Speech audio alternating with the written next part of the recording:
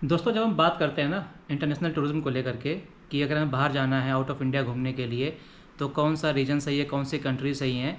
खास करके budget travelling को लेकर के, अगर आप बजट ट्रिप प्लान कर रहे हैं तो कहाँ पे जाना चाहिए, कैसे जाना चाहिए।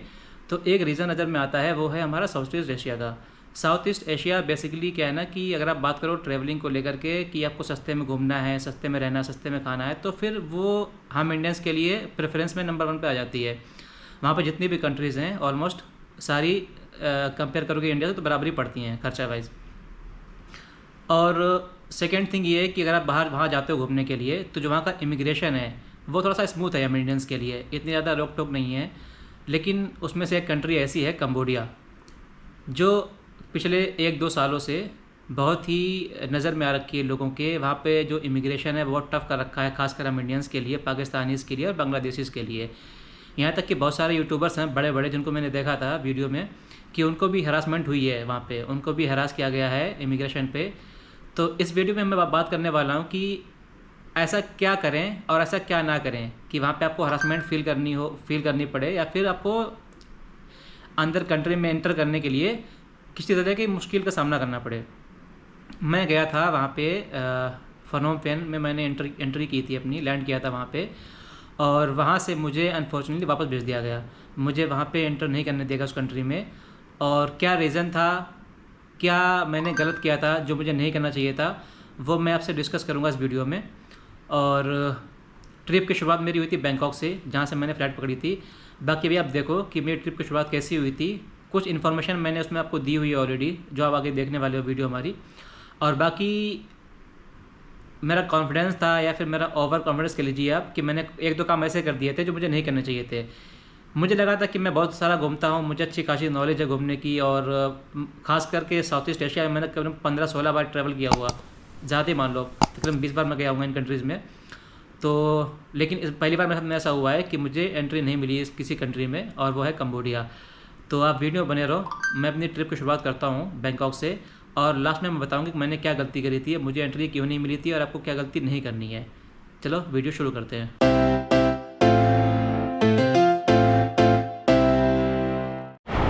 गुड मॉर्निंग एवरीवन, स्वागत करता हूँ आप लोगों का फिर से एक नई दिन में, एक नई वीडियो में और एक नई सीरीज़ में।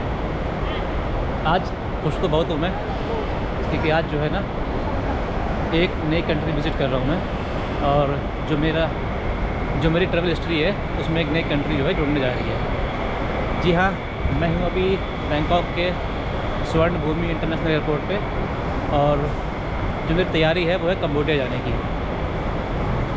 कंबोडिया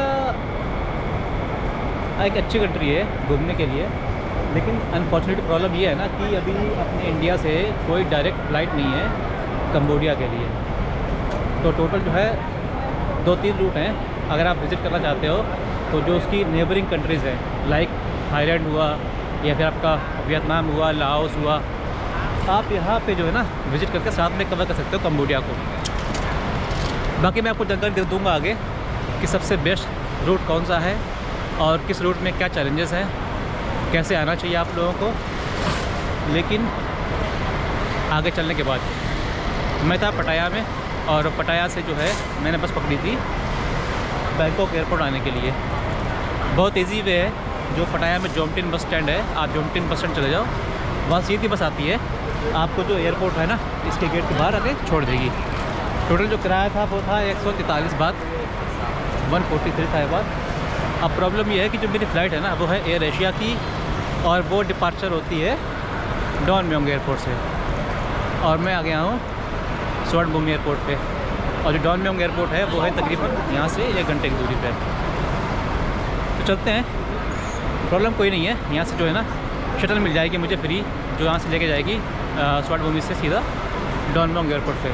मुझे बस अपनी टिकट दिखानी पड़ेगी उन लोगों को कि मेरी फ़्लाइट है डॉन म्योंग से, और जो है वो मेरे लिए फ्री सर्विस है।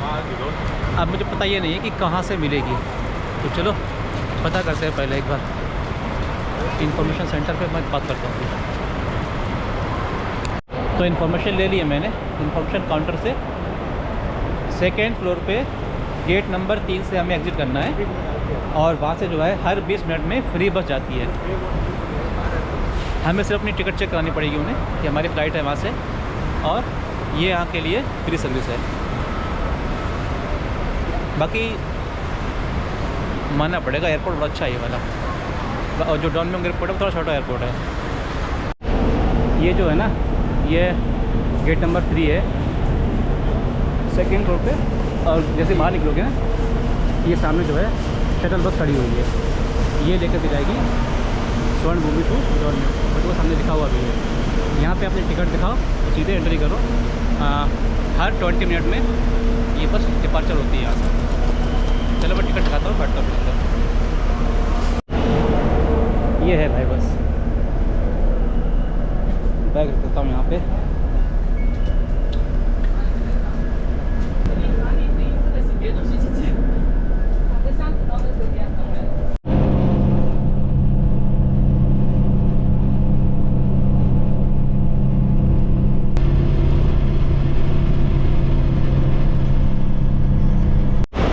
अच्छी खासी दूरी है यार वहाँ से, पूरा 1 घंटा लग गया स्वर्ण भूमि से यहाँ पे आने में।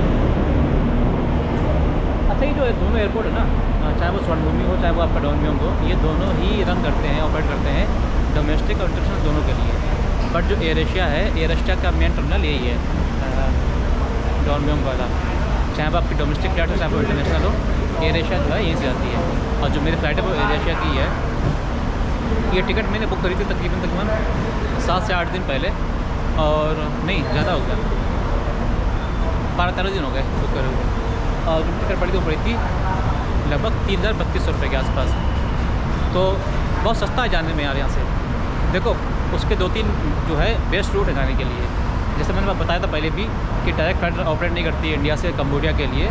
या तो आप वियतनाम आओ, वियतनाम के साथ कवर करो इसे, या आप थाईलैंड आकर कवर करो, या फिर आप मलेशिया से जो है कवर कर सकते हो। कौन सा बेस्ट तरीका रहेगा, एक बार चलेंगे अंदर तब बात करके बताऊँगा मैं आप लोगों को। और लेकिन है सस्ता, आप ना अप्रोक्स 3,032 रुपये की टिकट आपको मिल जाएगी, चाहे वो आपकी थाईलैंड से हो चाहे वो आपको जो है मलेशिया से हो, कुआलालंपुर से। काफ़ी शानदार एयरपोर्ट है ये वाला ही बात, पूरा बना दिया इन्होंने। अब पहले जो है ना, ये सारे एलिवेटर जो है ये रास्ते नहीं थे, अभी जो है ये नए नए बनाए इन लोगों ने। चलो एक बार चलते हैं अंदर, और 3 घंटे बचे हुए हैं डिपार्चर होने में फ्लाइट। चेक इन कर लेते हैं उसी गेट से, गेट नंबर 8। यार यहाँ के जो एयरपोर्ट है ना थाईलैंड के, चाहे वो बैंकॉक के दोनों एयरपोर्ट हो या फिर आपका फुकेट का एयरपोर्ट हो, कोई भी एयरपोर्ट हो, बड़ा पसंद है मुझे। इतनी स्मूथ सर्विस है। अगर आपकी फ़्लाइट निकलने वाली है, अगर आप लेट हो गए हो ना, तो आप मान के चलो कि आपको बाहर से लेके अंदर आने में 10 से 15 मिनट में सारा काम हो जाएगा आपका। चाहे वो आपका चेक इन काउंटर हो, चाहे वो आपका इमिग्रेशन हो, सिक्योरिटी चेक हो, मतलब पूरा का पूरा इतना स्मूथ बना रखा है इन लोगों ने कि 10 से 15 मिनट में आपका सारा काम हो गया, आप अंदर आ जाओगे। मुझे तो और भी कम टाइम लगा, मुझे शायद लगे होगा 7 से 8 मिनट। चलो मैं पहुँच गया हूँ अब एयरपोर्ट के अंदर, ड्यूटी फ्री एरिया में। चेक इन काउंटर पे कुछ नहीं पूछा गया, सिर्फ टिकट मांगी उन्होंने, पासपोर्ट मांगा और बोर्डिंग पास इशू कर दिया। उसके बाद इमिग्रेशन में उन्होंने बोर्डिंग पास देखा और एग्ज़िट की स्टैम्प लगा दी। अब मैं अंदर आ गया हूँ और फ़्लाइट निकलने में भी अच्छा खासा टाइम है, तकरीबन 2.5 घंटे हैं अभी। थोड़ा बैठते हैं यहाँ पे, थोड़ा काम करता हूँ और बताता हूँ प्रोसेस आपको सारा। अच्छा, कम्बोडिया जाने के लिए ना, मैंने पहले बताया था आपको, दिल्ली से या फिर इंडिया से फ़्लाइट डायरेक्ट नहीं है, आपको जो है ले ओवर करके जाना पड़ेगा। अब 3 ऑप्शन है आपके पास, वियतनाम जाओ या फिर आप मलेशिया जाओ या फिर आप जो है थाईलैंड से ट्रांजिट लो। मोस्टली जो सस्ती फ़्लाइट है वो आपके लिए जो ऑप्शन रहेगा वो है मलेशिया वाला। अपने यहाँ से एयर एशिया की फ़्लाइट चलती है जो आपका ले ओवर देती है, अलग अलग होता है, किसी का 4 घंटे का भी होता है, किसी का 10 घंटे का भी होता है। तो आपको उसका ले ओवर रहेगा मलेशिया में, और सेम टर्मिनल से सेम फ़्लाइट आपकी निकलेगी फनोम पेन के लिए, यानी कि जो कैपिटल है वहाँ की, कम्बोडिया की। और उसमें आपको ना वीज़ा लेने की ज़रूरत नहीं पड़ेगी, क्योंकि जो एयर एशिया से अगर आप टिकट बुक कराओगे और सेम PNR रहेगा तो आपको जो है ट्रांजिट वीज़ा मलेशिया का उसको लेने की ज़रूरत नहीं पड़ेगी।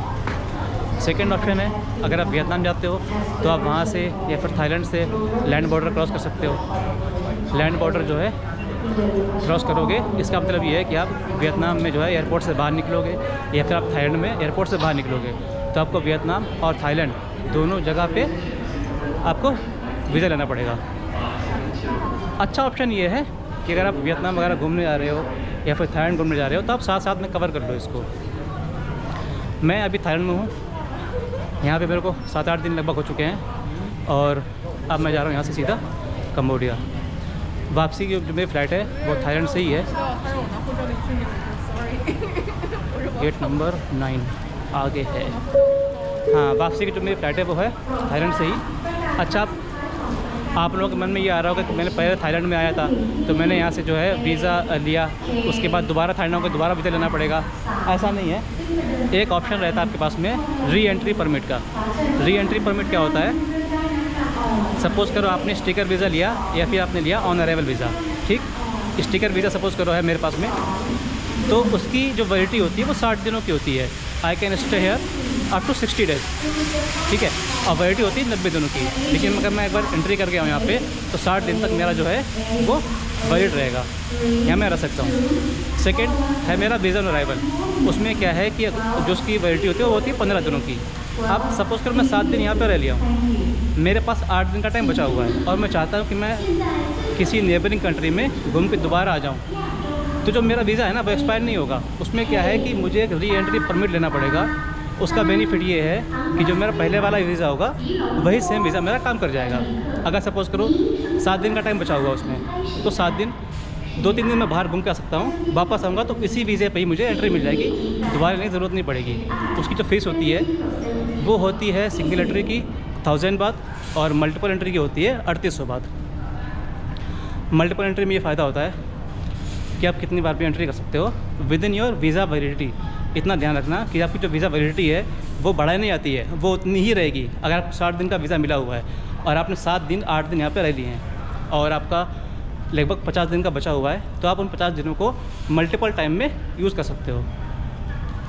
तो इसका बेनिफिट है, 2 जगह मिलता है। एक आपका है बैंकॉक में, मैं आपको एड्रेस डाल दूँगा नीचे, जहाँ से आपको लेना चाहिए वहाँ मिल जाएगा। ज़्यादा टाइम नहीं लगता है, 2-3 घंटे का टाइम लगता है। और एक है एयरपोर्ट पे। एयरपोर्ट पे क्या है ना कि 200 बात एक्स्ट्रा लगते हैं, 1000 की जगह आपको देने पड़ेंगे 1200 बात, और वो आपको तुरंत मिल जाएगा री एंट्री परमिट। चलो, बहुत बातें हो गई, अब बात करते हैं कंबोडिया की। फ़्लाइट मैंने यहाँ से बुक करा ली थी। वीज़ा 2 वीज़ा मिलते हैं, एक मिलता है ऑन अराइवल और एक मिलता है आपको ई वीज़ा। तो जैसा कि आजकल आप लोग देख ही रहे होगे वीडियो वगैरह में, बहुत शिकायतें आती हैं कि अराइवल में ये पूछते हैं वो पूछते हैं, करप्शन है। मुझे पता नहीं, मैं जाके चेक करूँगा एक बार कि क्या दिक्कत है वहाँ पे, क्यों लोग ऐसा बोलते हैं। तो इसलिए मैंने पहले से ही ना ई वीज़ा अप्लाई कर दिया था। बहुत स्मूथ है, मैं आपको लिंक दे दूँगा डिस्क्रिप्शन में, वहाँ जाके लिंक पे क्लिक करोगे, आपका पासपोर्ट का बायो पेज जो होता है फ्रंट वाला वो अपलोड करोगे। वहाँ पे आपकी फ़ोटो मांगेगा, वो अपलोड कर देना, जाने की टिकट और होटल बुकिंग, ये 2 अटैचमेंट आप उसमें लगा दोगे। और $36 फ़ीस है, तकरीबन कितना हुआ 3000 रुपये के आसपास, 2800-2900 के आसपास उसकी फ़ीस है। और आपको 1 महीने का वीज़ा इशू कर देंगे, 1 महीने के लिए आप वहाँ पे रह सकते हो। और 2 से 3 वर्किंग डे में वीज़ा आ जाता है। सपोज़ करो अगर आपके डॉक्यूमेंट्स में कुछ प्रॉब्लम होती है तो आपको मेल आ जाएगा वहाँ से कि आपकी इसमें ये दिक्कत है, आप वहाँ पे जाकर के वेबसाइट पे मॉडिफाई कर दो, चेंज कर दो। If they want any additional documents then आप वहाँ से जाकर के उनको अपलोड कर दो। चलो, बहुत जानकारी दे लिया आप लोगों को। आप ढूंढता हूँ अपना गेट नंबर है 9 नंबर गेट है, किधर दिख तो रहा नहीं है।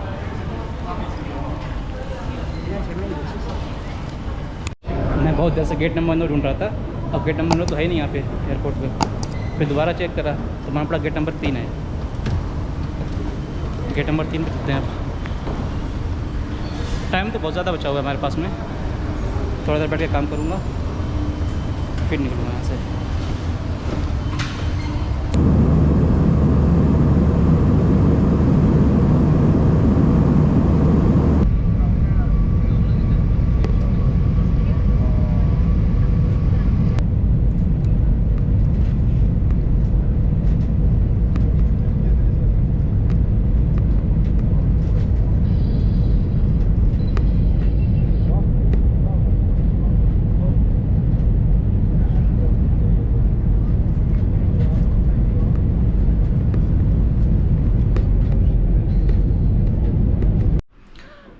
अच्छा, तो जब मैं पहुंचा था फनोम पेन एयरपोर्ट पे, तो जो इमिग्रेशन काउंटर्स थे, इमिग्रेशन काउंटर से जस्ट पहले ही वहाँ पे बहुत सारे ऑफिसर्स थे जो लोगों को रोक रहे थे। खासकर जो उनकी नज़र थी वो थी इंडियंस, पाकिस्तानीज़ और बांग्लादेशीज़ और नेपालीज़ के ऊपर जो थी उनकी नज़र थी। उनको जो भी दिख रहा था इन चार कंट्रीज़ में से वो उनको रोक ही रहे थे। मेरे सामने एक भी बंदा ऐसा नहीं था जिसको रोका नहीं गया वहाँ पे। अच्छा, अब उनको रोक के जो है ना वो डॉक्यूमेंट वगैरह सब चेक कर रहे थे, क्यों आए हो, किस लिए आए हो, तो वो सारा चेक कर रहे थे वो लोग। अच्छा, फिर लास्ट में उन्होंने मुझे बुलाया, मेरा पासपोर्ट लिया उन्होंने, बोले वीज़ा, मेरे पास वीज़ा था ऑलरेडी। अच्छा, वीज़ा भी दो तरह का है, मैंने बताया आपको ऑलरेडी, एक आपका ऑन अराइवल है, एक आपका है ई वीज़ा। तो मैंने ई वीज़ा यहाँ से इंडिया से ही लेकर के गया था, और जब मैंने ई वीज़ा लिया था तो मैंने उनको मेल करके पूछा भी था कि मैं अभी ई वीज़ा अप्लाई कर रहा हूँ, मैं थाईलैंड जा रहा हूँ, वहाँ से मैं इंटर करूँगा बाय फ्लाइट, क्या बोलते हैं, कंबोडिया में, और कंबोडिया से मैं दोबारा जाऊँगा थाईलैंड में बाय लैंड बॉर्डर क्रॉस करके। तो उन्होंने मेल पर रिप्लाई कर दिया था कि ठीक, नो प्रॉब्लम, आप जा सकते हो, और मैंने आपका वीज़ा अप्रूव कर दिया, कॉन्ग्रेचुलेसन, और वीज़ा उन्होंने मुझे दे दिया था। उसके बाद मैंने उस ऑफिसर को सारे डॉक्यूमेंट्स दिखाए अपने। मेरे पास में ई वीज़ा था, मेरे पास में होटल बुकिंग्स थी। उसने पूछा कि आपको कहाँ कहाँ जाना है, तो मैंने कहा मैं फनोम पेन रहूँगा 2 दिन, उसके बाद 2-3 दिन मैं जाऊँगा सियाम रियाप में, उसके बाद मैं जाऊँगा आपका कोह रांग आइलैंड। तो बोले उसके बाद, मैंने कहा उसके बाद मैं जाऊँगा वापस थाईलैंड। तो बोले कैसे जाओगे आप, टिकट तो है नहीं है पास। तो मैंने उनको वो वाली मेल जो मैंने की थी एम्बेसी को, कम्बोडियन एम्बेसी को, मैंने उनको मेल वो दिखा दी खोल के कि मैंने ऑलरेडी पूछा हुआ है उनसे। वो बोले कि ठीक है, नो प्रॉब्लम, आप जा सकते हो बाई लैंड बॉर्डर। तो वो शांत हो गया। अब बात आती है करेंसी के ऊपर। उसने मुझसे पूछा कि how money cash you are carrying now. तो एक्चुअली गलती मुझसे ये हो गई थी, मैं यूएसडी कैरी नहीं कर रहा था अपने हाथ में। यूएसडी का मेरे पास कैश ज़्यादा था ही नहीं, कुछ कैश था मेरे पास में, वो मैं कैरी कर रहा था। तो मैं था ओवर कॉन्फिडेंट, मैंने कहा मेरे पास अकाउंट में जो पैसे पड़े हुए हैं, अगर कोई पूछेगा तो मैं उसको अकाउंट में खोल के दिखा दूंगा। तो उसने बोला कि अकाउंट में कितने हैं, तो मैंने अपना वही एप्लीकेशन खोल के उसको जो है सामने दिखा दिया। उसने अकाउंट बैलेंस चेक किया मेरा, फिर वो थोड़ा सा गया किसी और से बात करने के लिए, किसी और सीनियर ऑफिसर से। जब वो वहाँ से बात करके आया तो उसने मेरे को बताया भी नहीं कि क्या कर रहा है क्या नहीं कर रहा है। वो सीधा मुझे लेके गया, और जिस फ्लाइट से मैं आया था वापस फनोम पेन में, थाईलैंड से, बैंकॉक से, उसी फ्लाइट से मुझे उन्होंने वापस भेज दिया। अब जो प्रोडिक्शन मेरी है वो ये है कि मेरे पास में शायद इनफ करेंसी नहीं थी कैरी करने के लिए। जबकि मैंने उससे बोला भी था कि भाई सामने पीछे एटीएम है, एयरपोर्ट पे एटीएम बने थे 2-3, मैंने कहा पीछे एटीएम, अगर आप बोलोगे तो मैं आपको करेंसी यहीं से निकल के दिखा दूंगा, कितना करेंसी आपको चाहिए कैश में बताओ। लेकिन वो नहीं माना, बोला no no no no no no करके उसने मेरे को वापस भेज दिया। तो मुझे ये लगा था कि मेरे पास में ई वीज़ा, अच्छा मुझे मालूम था पहले से ही कि वहाँ पे करेंसी चेक करते हैं, वो भी 500 यूएसडी आपको होने ही चाहिए। बहुत सारे मेरे पास साथ में पैसेंजर थे, उनको तो पूरा चेक कर रहे थे, बैग खोल के चेक कर रहे थे, उनके करेंसी क्या है, क्रेडिट कार्ड दिखाओ अपना, उसमें कितनी लिमिट है आपकी, क्रेडिट कार्ड आपके नाम पे है या नहीं है, सारा सब कुछ चेक कर रहे थे। तो उसके बाद में उन्होंने मेरे को जो है वापस भेज दिया। अच्छा, हाँ, मैं कहाँ पे था, ओवर कॉन्फिडेंस पे मैं था, थोड़ा सा ओवर कॉन्फिडेंट कि मेरे पास में वीज़ा और अराइवल तो मुझे लेना नहीं है, जो यहाँ पे दिखाने पड़ेंगे डॉक्यूमेंट्स, मेरे पास में ऑलरेडी ई वीज़ा है, और मैंने मेल से कंफर्म भी कर लिया था उनसे।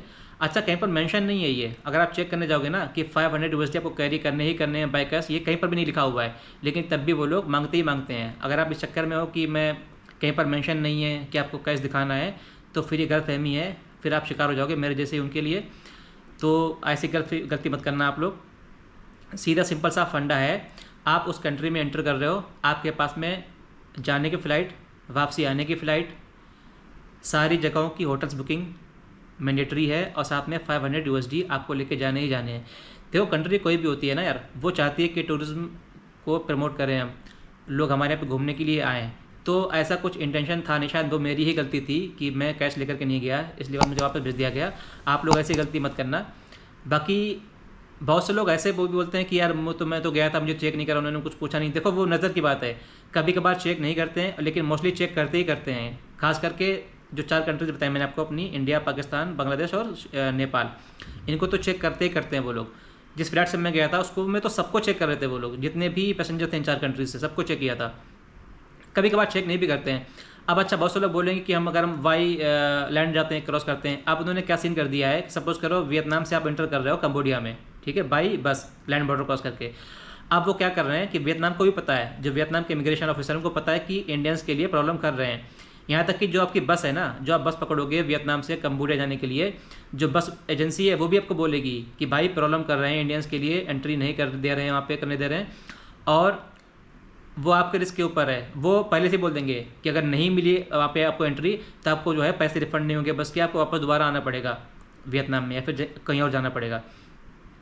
तो उनको पता है ऑलरेडी, और जो वियतनाम इमिग्रेशन ऑफिसर हैं उनको भी पता है। तो अभी वो लोग क्या कर रहे हैं कि जब आप जाओगे ना वियतनाम इमिग्रेशन में एग्जिट स्टैम्प लगवाने के लिए, ये मैं बात कर रहा हूँ थाईलैंड, वियतनाम और कम्बोडिया के बॉर्डर की, जब आप कम्बोडिया जाओगे तो वो लोग क्या करेंगे, एग्जिट स्टैम्प नहीं लगाएंगे पहले आपकी। अगर उन्होंने एग्जिट स्टैम्प लगा दी तो आप जाओगे कम्बोडिया, फिर वापस आपको एंट्री नहीं मिलेगी वियतनाम में। तो अभी क्या कर रहे हैं वो लोग कि जो वियतनाम इमिग्रेशन वाले ऑफिसर हैं वो आपको पासपोर्ट के ऊपर एग्जिट स्टैम्प नहीं लगा रहे हैं, वो पहले भेज रहे हैं इंटरव्यू करने के लिए कम्बोडियन ऑफिसर के पास में। वो आप पहले जाओगे कम्बोडिया में ऑफिसर के पास में, वो आपका इंटरव्यू लेगा। अगर उसको लगा कि हाँ ठीक है आपको एंट्री मिलनी चाहिए कम्बोडिया में, फिर दे देंगे वो लोग। आप फिर दोबारा आओगे वियतनाम इमिग्रेशन पे, तब उनको बताओगे कि हाँ ठीक है वो डन हो गया है, तब वो आपके लगाएगा एग्जिट स्टैम्प, फिर आप दोबारा कम्बोडिया जा सकते हो वहाँ पे। तो सबको पता है कि थोड़ा सा प्रॉब्लम क्रिएट कर रहे हैं। बाकी बेटर लक, जो मैंने आपको डॉक्यूमेंट बताए हुए हैं आपको वो कैरी करने हैं, आपको एंट्री मिल जाएगी, कोई दिक्कत वाली बात नहीं है। वो थोड़ा सा मैं ओवर कॉन्फिडेंस हो गया था कि नहीं वो कोई दिक्कत नहीं होगी, वहाँ वीज़ा है मुझे एंट्री मिल जाएगी, ऐसा नहीं है। चलो होपफुली आपको ये वीडियो अच्छी लगी हो। इसके बाद मैं दोबारा प्लान कर रहा हूँ जाने का, और देखते हैं, मैं आपको अगली वीडियो में बताऊँगा कि मैंने कैसी एंट्री करी थी, कहाँ से मैंने एंट्री ली हुई है। और होप आपको वीडियो इन्फॉर्मेटिव लगी हो तो चैनल को सब्सक्राइब कर दीजिए। Thank you so much, bye.